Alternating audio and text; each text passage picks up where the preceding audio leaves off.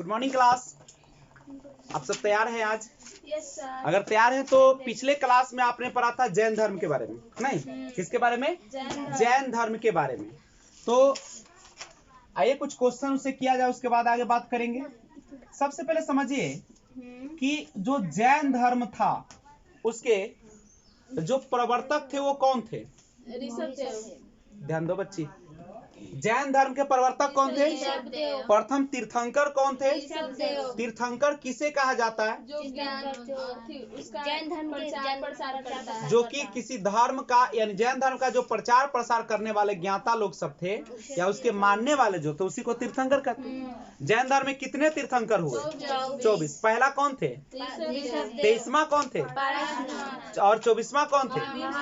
अच्छा, चतुरायन, जो चतुरायन है, 4 सिद्धांत जो देने वाले थे उसका नाम क्या था? पार्श्वनाथ। उसमें कौन कौन चीज था याद है? धन न रखना, चोरी न करना, धन न संग्रह करना, हिंसा न करना और असत्य न बोलना, झूठ नहीं बोलना। और महावीर स्वामी में उसने एक चीज जोड़ा था, उसको पंच रायन कहा गया ना, पंचायन कहा गया। क्या कहा गया? तो पंचायन जो है कौन शुरू किया था? महावीर स्वामी। उसमें कौन से शब्द को जोड़े? क्या सभी लोगों ने इसको माना? तो उसको 2 भागों में बांटा गया। जो महावीर स्वामी के साथ रहते थे वो ब्रह्मचर्य का पालन करते थे, और जो महावीर स्वामी के साथ न गृहस्थी जीवन बिताते थे वो ब्रह्मचर्य का पालन नहीं करते थे, वो शादी विवाह करते थे। लेकिन महावीर स्वामी के साथ रहने वाले शादी करते थे क्या? बिल्कुल नहीं करते थे। आइए, महावीर स्वामी के जो पिता थे उसका नाम क्या था? सिद्धार्थ। और माता का नाम क्या था? त्रिशला। क्या नाम था? और महावीर के पत्नी का नाम क्या था? जन्म कब हुआ था इनका? 540 क्या? ईसा पूर्व। मृत्यु कब हुआ था? 463 गलत, 72 साल। 540 ईसा पूर्व में इनका जन्म है और 72 साल जिए हैं, तो कितना हो गया तुम ही देख लो, 468 ईसा पूर्व। मृत्यु कब हुआ? महावीर स्वामी का जन्म कहाँ हुआ था? कुंडग्राम वैशाली। और मृत्यु कहाँ हुआ इनका? कैसे मृत्यु हुआ? उपवास के द्वारा। इन्होंने भोजन सब क्या कर दिया? त्याग दिया। कोई दिक्कत है क्या? इनके वंश का नाम क्या था? ज्ञात्रिक। चूंकि पिता ज्ञात्रिक कुल के थे तो इसलिए ये ज्ञात्रिक था नहीं। और माता जो थी किसकी बहन थी? चेटक की बहन, जो कहाँ की राजकुमारी थी? देखो, अगर किसी राजा के बेटी है तो राजकुमारी, इसलिए वह जो थी चेटक की बहन, नाम था उसका त्रिशला, वह एक राजकुमारी थी नहीं। अच्छा बताइए, बेटी का नाम क्या था इनका? और इनके दामाद का नाम क्या था? इनका पहला जो शिष्य बना था कौन बना था? जामिल बना था। अच्छा, कितने वर्ष के आयु में इन्होंने गिरि त्याग कर दिया? किससे आज्ञा लिया था? बड़ा भाई था कि छोटा भाई था? बड़े भाई थे, नंदीवर्धन। इनके बड़े भाई का नाम क्या था? नंदीवर्धन। इन्हें किस नदी के किनारे ज्ञान की प्राप्ति हुआ था? रिजु पालिका नदी। कौन नदी के किनारे? कौन सा वृक्ष था? कौन सी भाषा में इन्होंने उपदेश दिया? प्राकृत। कौन दिए? प्राकृत। ज्ञान प्राप्ति के बाद वो क्या कहलाए? जीन। क्या कहलाए? जीन। जीन किसे कहते हैं? मोक्ष प्राप्ति को ही जीन कहा जाता है। मोक्ष प्राप्ति मतलब समझते हो? सांसारिक दुखों से, सांसारिक दुखों पर विजय प्राप्त कर लेना या सुख दुख पर विजय प्राप्त कर लेने वाले को क्या कहा जाता है? जीन। क्या कहा जाता है उसको? जीन। जीन कहा जाता है और उसी को मोक्ष कहते हैं। मोक्ष का मतलब है कि आपको संसार से लेना देना नहीं है, आप अपने जीवन को दूसरों के लिए जी रहे हैं, परोपकार के लिए जी रहे हैं। आपको न धन से मतलब है, न बेटा से मतलब है, न पत्नी से मतलब नहीं, तो वो जीन कहलाए। ठीक है। और मोक्ष प्राप्ति को जैन धर्म में क्या कहा जाता है? कैबल्य कहा जाता है। जब आपको मोक्ष की प्राप्ति मतलब दुनिया से चला जाना नहीं है, दुनिया के माया जाल से निकल जाना ही क्या है? मोक्ष है। और उसी को जैन धर्म में क्या कहा जाता है? कैवल्य। क्या कहा जाता है? पहला उपदेश उन्होंने कहाँ दिया था? राजगीर में दिए। कहाँ दिए थे?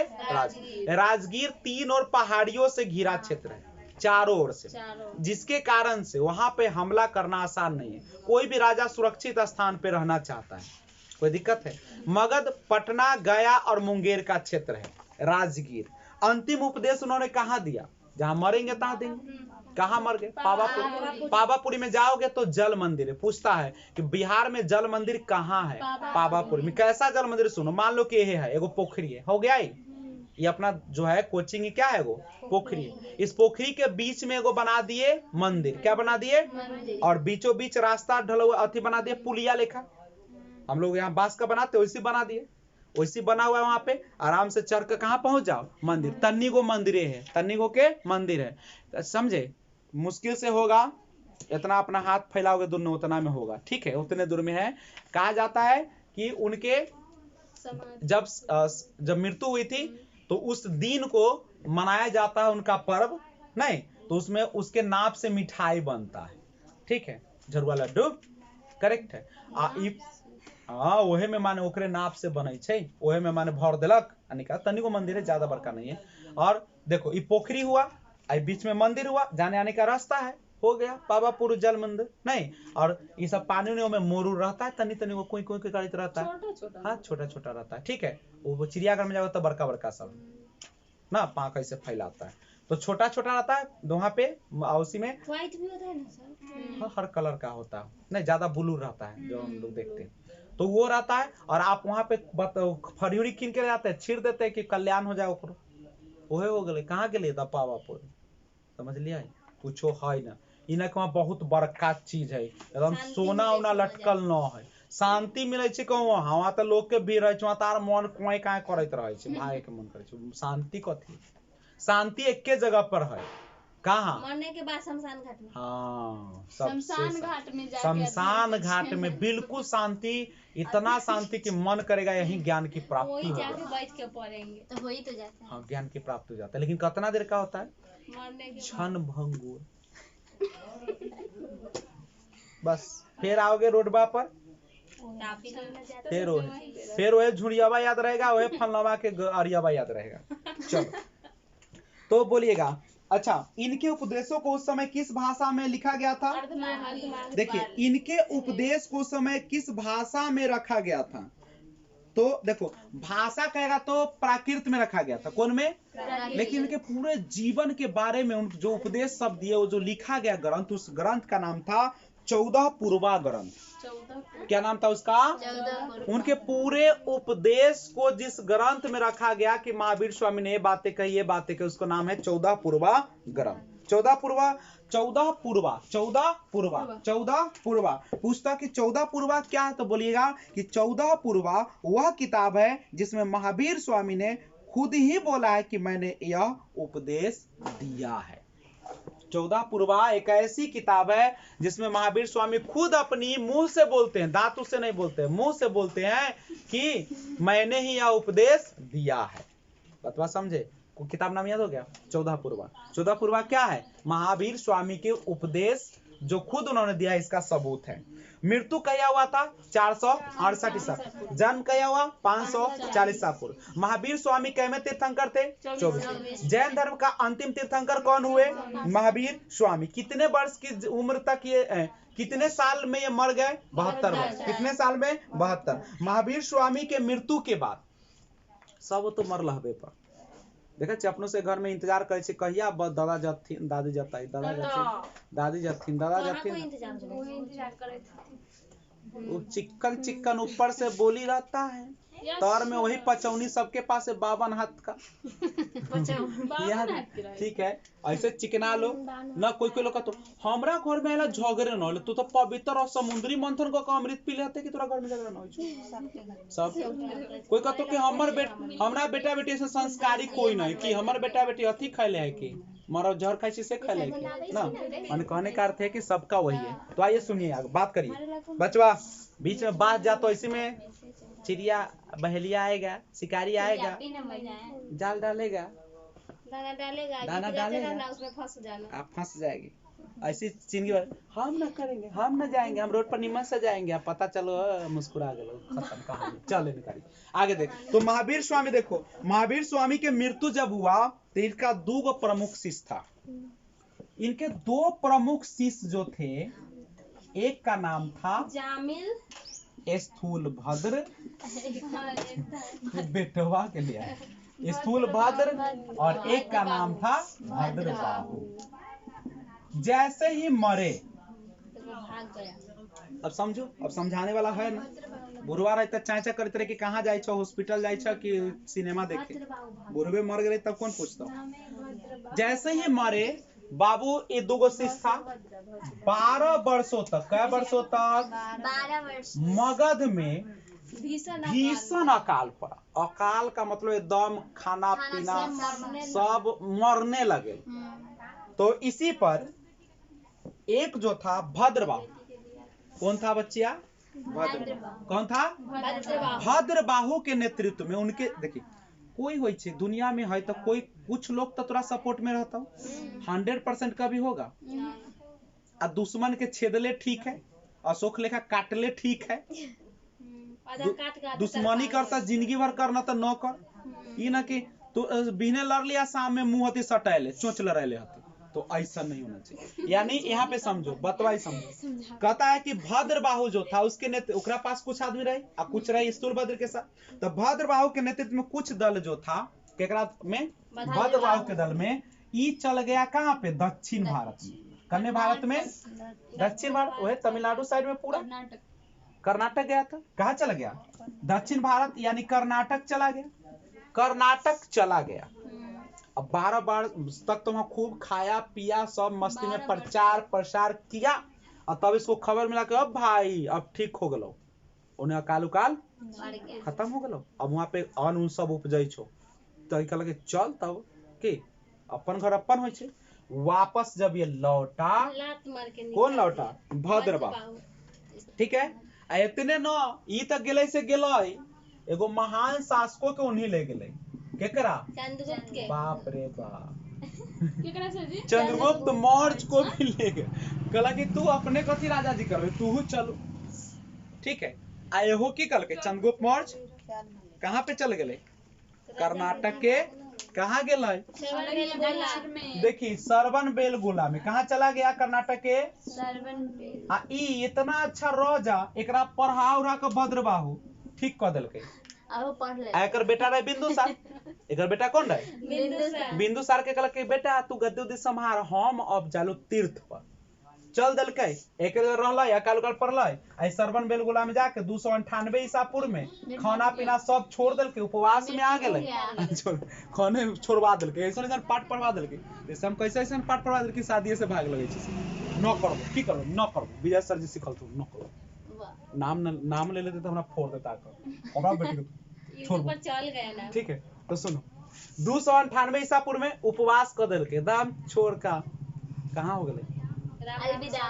चल इतना महान राजा के लूट लेलके, मर गए, खत्म कहानी। आई सब ना मरले, बड़ा चालाकी सब भूख हड़ताल न कलके, ठीक है। अब क्या किया?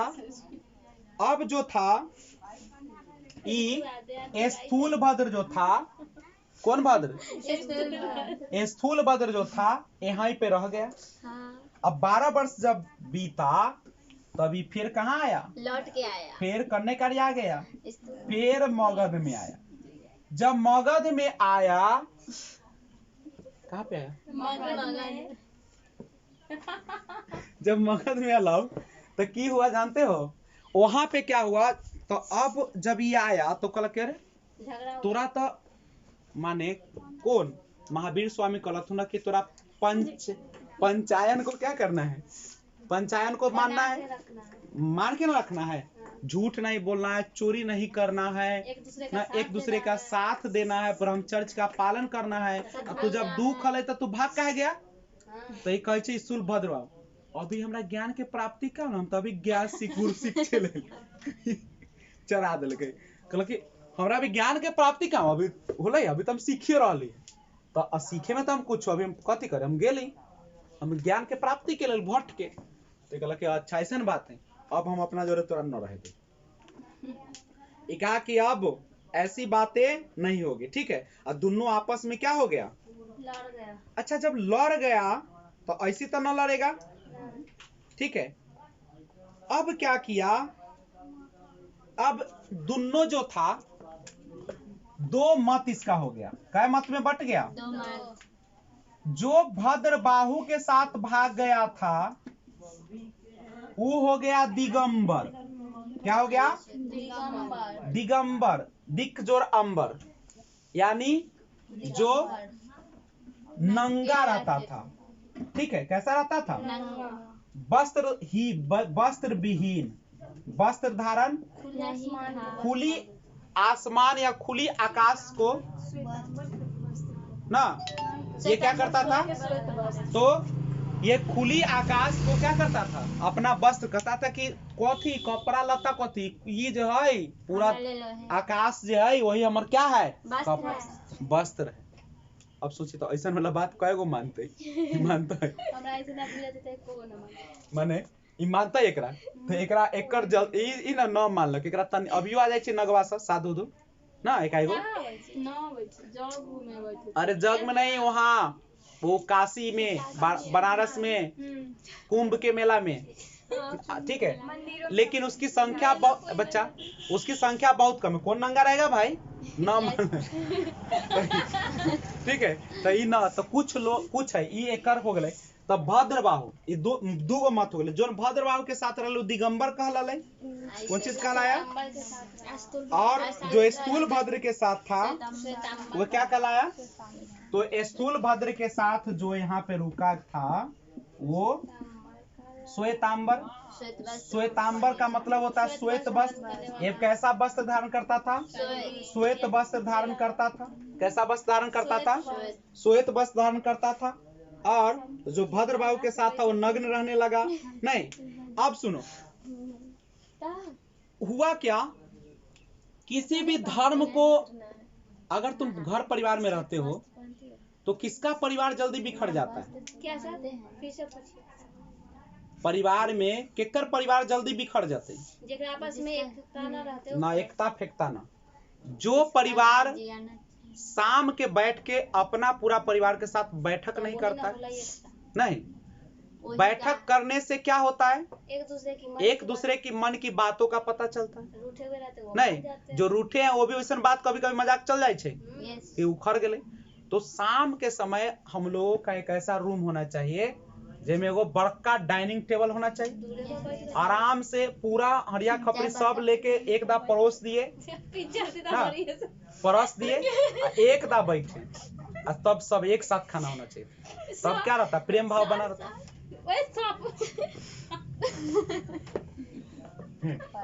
हमरो डेरा दिया, तुमसे डेरा। चलो तो देखो, तो शाम के समय क्या होना चाहिए, एक साथ, ए बचवा, शाम के समय सब एक लाइन से बैठो भोज लेकर, और एक बार परोस लो, ठीक है, एक बार परोस लिए और सब बैठ गोल करो चाहे लंबा करो, ठीक है। लेकिन एक साथ बैठना है, एक साथ का मतलब सट का ना बैठिए, ठीक है। ओ की हो तो एक साथ बैठे, हाँ बात, अरे कहाँ के बात ले चलो आगे देखते हैं। तो हम लोग क्या करें, अरे हम लोग कभी भी एक साथ नहीं बैठते हैं, एक दूसरे के संपर्क में क्या है, क्या कि हर व्यक्ति का अपना एक जीवाणु होता है, बैक्टीरिया होता है, ठीक है। ई ना समझे कि तोर मम्मी या तोर बहन है तो जोर एक के छिपा में खा लेवे तो अच्छा ना हो रहा, नाम ना कर रही है, तुम बीमारी का क्या कर रही है, जड़ बना रही है, समझी। तो इस चीज को क्या कीजिएगा, समझ गए। आपका बहन है तक आप उसका कपड़ा पहन लीजिएगा, पहनते तो बीमारी का जड़ है, ठीक है।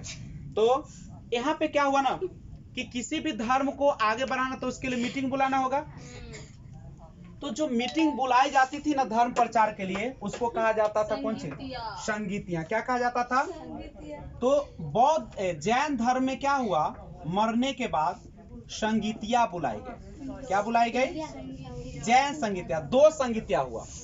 पहला जो जैन संगीति हुआ 300 ईसा पूर्व में हुआ। क्या हुआ? 300 ईसा पूर्व। कहाँ पे हुआ? पाटलिपुत्र। पाटलिपुत्र। इसका अध्यक्षता कौन किए? स्थूलभद्र। याद है ना स्थूलभद्र कौन है? भगोरवा है कि घरे वाला है? घरे वाला। ठीक है। और दूसरा जो बौद्ध संगीति हुआ 6ठी शताब्दी में हुआ। क्या हुआ? 6ठी शताब्दी में। कहाँ पे हुआ? बल्लभी। बल्लभी कहाँ पे पड़ेगा? गुजरात में हुआ। और कहाँ पे, किसके अध्यक्षता में? अब कहिया कि सर ई कल कई स्थूलभद्र कल कई तो दूसरा ई ना करते? कौन? भद्रबाहु। तनी अपन कॉमन सेंस लगाबो। ई है 300 ईसा पूर्व आ ई है कितना? 600 ईसवी। 300 ईसा पूर्व ई है 0 आ यहाँ है 300 ईसा पूर्व। ईसा ईसवी के ना, ईसा मसीह के जन्म से पहले। आ एने का आ गए 600 ईसवी। टोटल कितना अंतर होले देखू तो? 900। कई बुढ़ऊ बाबा 9 साल जीता रहता थे। उसको जोड़ के निकाले सर। अरे जोड़ 300 ईसा पूर्व, 0 से पहले 300 और 0 के बाद 600 तो कैसे होले? अरे 3 रुपया कर्जा ले लिया, 5 रुपया कमैली तो टोटल कै रुपया हमरा कमा कर देवे के होए? 8 तब ना सद्धत। अभी कुछ दिमाग हो तो -2 रुपया, सॉरी 2 रुपया कम। तो वही तो उसको अरे जोड़े। 3 रुपया पहले कर्जा दे भी और फिर 5 जी वो बोल रही है कि उसको जोड़े हैं। 600 300 जोड़े हैं। तो वही तो बोल रहे। वही तो समझा रहे तुमको पोती कि पहले का जो है ईसा पूर्व मतलब 0 पर 300 आता है कि ना, 1 0 से ओकरा बाद 600 ईसा पूर्व जोड़ा जाता है। तो तुम ही सोचो 900 साल ही जीता रहता थी ना ई फलनामा भद्रबाहु। इसीलिए अब सोचो एगो संगीति 300 ईसा पूर्व, दूसरा बात 600 ईस्वी, 900 साल बाद। 900 साल तक न मिलते जुलते तो ई धर्म रहता है ना? कोई के आदान प्रदान हुआ कुछ हो? इसीलिए धर्म क्या हो गया? धीरे धीरे समाप्ति की ओर। मतलब अब 9 के बराबर लोग जैन धर्म को मानते हैं। सबसे ज्यादा कौन धर्म को मानता है? बौद्ध। क्योंकि बौद्ध धर्म के संगीति देखेंगे 4 गो तुरंत बोलबैत रहे ना। अरे मान ली 10 साल ना बोलेला, 20 साल ना बोलेला, 50 साल ना बोले, 100 साल में तो एकदम बोले तर 9 साल पर याद रहते हड्डी गुड्डी कौन? 900 साल में याद रहता है।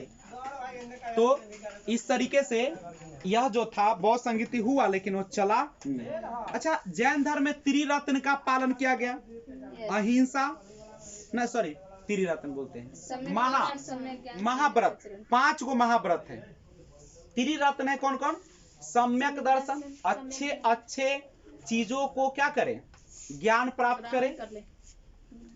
सम्यक ज्ञान, अच्छे चीजों का अध्ययन करें। सम्यक आचरण, अपने चरित्र को अच्छा रखे ना।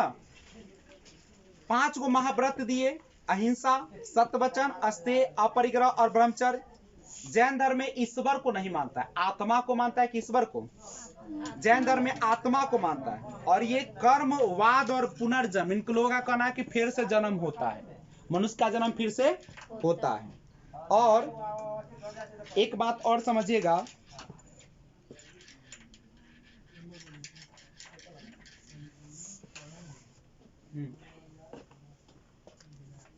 तो श्वेतांबर और दिगंबर हो गया। अब देखिए श्वेतांबर और दिगंबर में क्या अंतर है, पहले इसको नोट करना है तो कर सकते हो। तो आइए देखिए श्वेतांबर और दिगंबर में थोड़ा सा समझने का कोशिश करते हैं। श्वेतांबर और दिगंबर, देखो कभी कभी ना कंफ्यूजन हो जाता है कि श्वेतांबर किसके मत को मानता है और दिगंबर किसके मत को मानता है। तो स से श्वेतांबर, स से स्थूलभद्र, यानी जो स्थूलभद्र के मत को माना, मतलब स्थूलभद्र के जे बात अच्छा लगले वो हो गए कौन चीज? श्वेतांबर। आ जे भद्रबाहु के जेकर बात अच्छा लगले जेकरा वो कौन हो गए? ई जो था दिगंबर, वो कैसे रहता था? वस्त्रहीन की वस्त्र विहीन ई क्या करता था? सफेद वस्त्र धारण करता था। ये कहता था कपड़ा अच्छा चीजें पहना करो, वो कहता था कहाँ से मेरा कपड़ा है।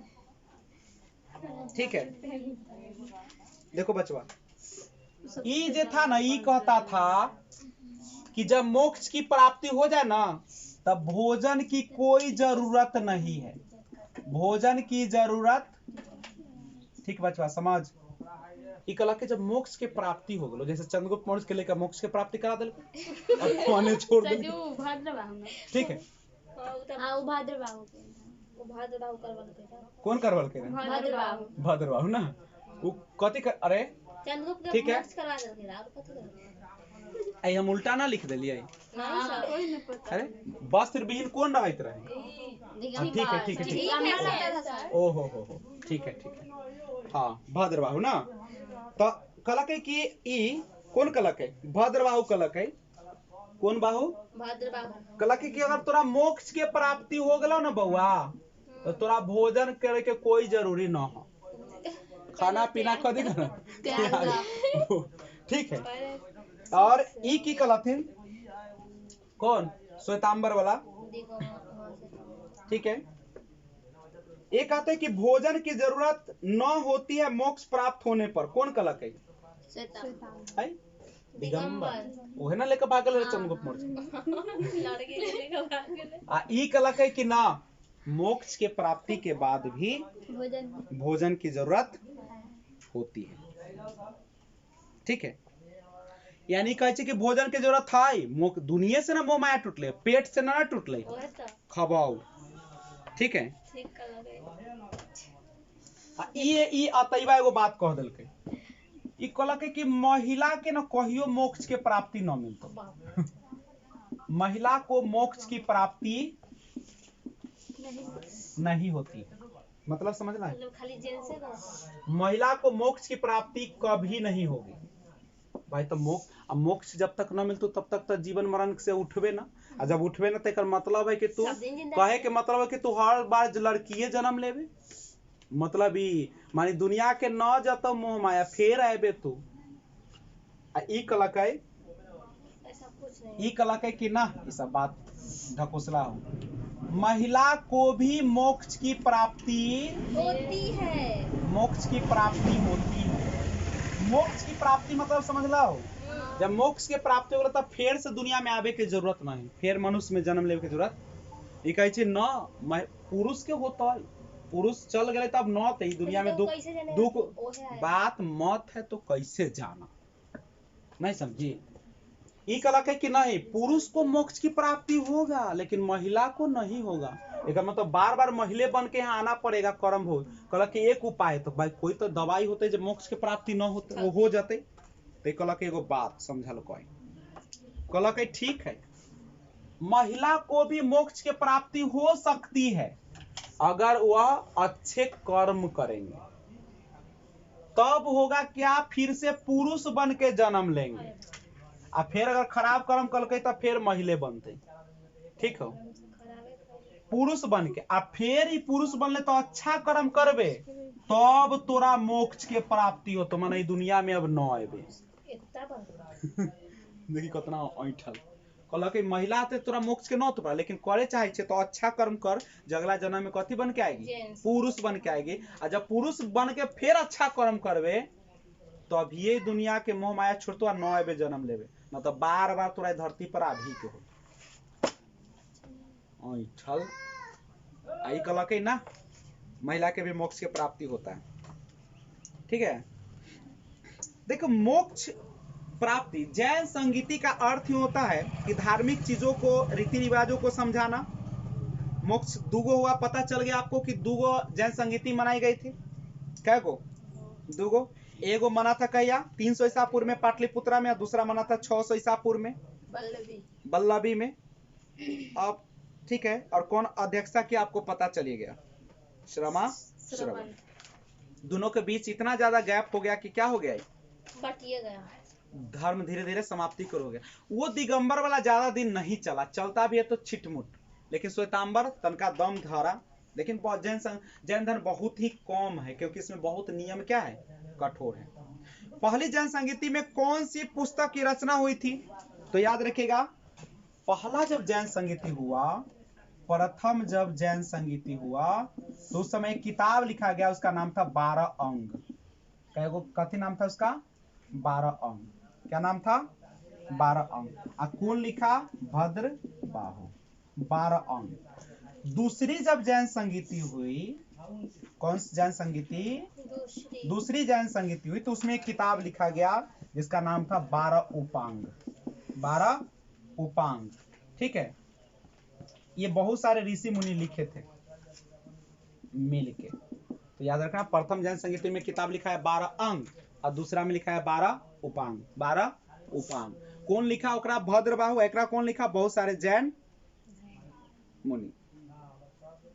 अच्छा बताइए, दिगंबर जो था निर्वस्त्र रहता था, कपड़े नहीं पहनता था, महिलाओं का यह स्थान दिया? कहा कि नहीं, महिला को धर्म में शामिल करना नहीं है। नियम कैसा बना? बहुत कठोर बनाया। जीव हत्या न करना, इसमें क्या था? जीव हत्या। अब भूखे रहना, कैसे रहना है? भूखे। पहला जैन तीर्थंकर कौन है? जल्दी से बोलिए। ऋषभदेव। दूसरा कौन हुए? दूसरा 23वां कौन हुए? 24वां कौन हुए? बीच वाला से नहीं पूछता है, लेकिन बाद में हम इसको करा देंगे, ठीक है। सुनो, अब न जितने भी तीर्थंकर हुए उसका चिन्ह होता था। तो पहला जो तीर्थंकर थे ऋषभ देव, इनका जो चिन्ह था वो क्या था पता है? वृषभ। वृषभ यानी सांड। कौन सा? बड़का टिल्ला वाला, इसका चिन्ह है। लिखा रहेगा ऋषभ देव के चिन्ह बताइए, तो ये होगा। 23वां तीर्थंकर कौन थे? पार्श्वनाथ। पार्श और पार्श्वनाथ का जो चिन्ह है सांप। क्या है इसका? सांप। और 24वां और अंतिम जो थे महावीर स्वामी, इनका जो चिन्ह था, उसका चिन्ह था शेर, लाइन, जिसको सिंह भी बोलते हो। ये याद रखेगा, ये सब चिन्ह है। मतलब समझ रहे हो? सांप के मतलब कौन? महावीर स्वामी। महावीर स्वामी। तो याद रखेगा, अभी तक जितना भी आपने पढ़ा है सबका क्या करना पड़ेगा? क्या करना पड़ेगा बच्चे? तैयारी करना पड़ेगा, रिवीजन करना पड़ेगा। और अब शुरू होगा अगला क्लास बौद्ध धर्म का। कौन धर्म का? बौद्ध धर्म का। जैन धर्म पूरी तरीके से क्या हो गया? समाप्त हो गया। तो मैं आपसे कुछ क्वेश्चन पूछ लूं और विदा कर दूं आपको। तो बताया जाए आप लोग कि महावीर स्वामी ने कौन से धर्म को चालू किए थे? जैन धर्म। पहले तीर्थंकर कौन हुए? 23वें कौन हुए? 24वें कौन हुए? चतुरायन धर्म की शुरुआत कौन किया? आप हाँ। चतुरायन का कौन शुरुआत किया? पार्श्वनाथ। और पंचायन का? ब्रह्मचर्य को कौन शामिल किया? ब्रह्मचर्य का मतलब क्या होता है? अपने पत्नी, बाल बच्चे सबको त्याग के, और नहीं तो शादी नहीं करना। ब्रह्मचर्य का मतलब शादी विवाह नहीं करना, समझ रहे हो? ब्रह्मचर्य। पिता का नाम क्या था? सिद्धार्थ। माता का नाम क्या था? त्रिशला। पहला गणराज कौन बना था? लिच्छवी। लिच्छवी। और किसी को उपदेश देना चाहिए क्या? कब तक नहीं देना चाहिए? जब तक तुम नहीं बन जाते हो, जब तक खुद नहीं प्राप्त कर लो उसको, तब तक तुमको कोई अधिकार नहीं है देने का। समझ रहे हो? उसके बाद दामाद का नाम बताओ इनके महावीर का। जामिल या जमाली ना, ठीक है। त्रिरत्न क्या है? सम्यक ज्ञान, सम्यक दर्शन, सम्यक आचरण। सम्यक ज्ञान का मतलब होता है शुद्ध ज्ञान, अध कचरा न, शुद्ध ज्ञान। और सम्यक आचरण का मतलब क्या होता है? आचरण का मतलब होता है अपने काम के प्रति समयनिष्ठ। इन्हें एक दिन आईली, एक दिन न आईली, आवे के 10 बजे आईली, 12 बजे, मतलब समझ रहे? काम के प्रति ईमानदारी, कोई भी काम करे मन लगा के। और सम्यक दर्शन के मतलब समझते हो? जो भी काम करे उसमें विश्वास हो। तुम जब गणित पढ़े तो विश्वास हो कि हम गणित सीख जाएंगे, नौकरी हम कर लेंगे, वह बहुत अलग गेला तू अला लेक्चर मारे ना। ठीक है, तो आप लोग 3 चीज को जीवन में उतारिए, सम्यक ज्ञान, शुद्ध ज्ञान, जो पढ़ो अच्छे से पढ़ो, अधकचरा ना। सम्यक दर्शन, सम्यक आचरण। सम्यक दर्शन का मतलब जो भी करते हो उसमें विश्वास होना चाहिए। इना कि रास्ता में जो जाता कोई तंग कर दिल उल्का दिल को तू भी एते पढ़ना ये छोड़ दे तो कोना के नाश होते आपका ना उल्कावे वाला का ना पढ़ाई छोड़े तो नाश होते तोड़ के खिड़की मारबे, खिड़की तोड़ के भाग जाबे की काहे करबे। तो ये असम्यक आचरण का मतलब होता है आप समयनिष्ठ हो। याद हो लो 3 गो चीज। सम्यक ज्ञान में शुद्ध ज्ञान लो, पढ़ो तो पूरा पढ़ो ना तो ना पढ़ो। सम्यक दर्शन का मतलब है कि जो भी काम है उसमें विश्वास करो कि हमको सफलता मिलेगी तो मिलेगी। और सम्यक आचरण का मतलब होता है समयनिष्ठ बनो। क्या बनो? समयनिष्ठ बनो। तो आज की क्लास यहीं पे छोड़ते हैं और अगले क्लास में बुद्ध पढ़ाई होगा। लेकिन जाते जाते आपको बता दो कि जो आपके पास मटेरियल है, मतलब किताब है, उसको आप लोग क्या कीजिएगा, 15 तक पढ़ लिए ना, अगला दिन कितना तक पढ़ लीजिएगा, 16 तक पढ़ लीजिएगा। क्या तक पढ़िएगा? कल आते आते दर्शन देंगे, पूरा पूछेंगे, मन भर जो करना होगा कहना होगा कह देंगे, चाहे मुंह नीचा रहे चाहे मुंह ऊपर रहे। और उसके बाद इंग्लिश में जो पढ़ना है पढ़ लीजिएगा, गणित में जो पढ़ना है पढ़ लीजिएगा। मिलते हैं फिर। जय हिंद।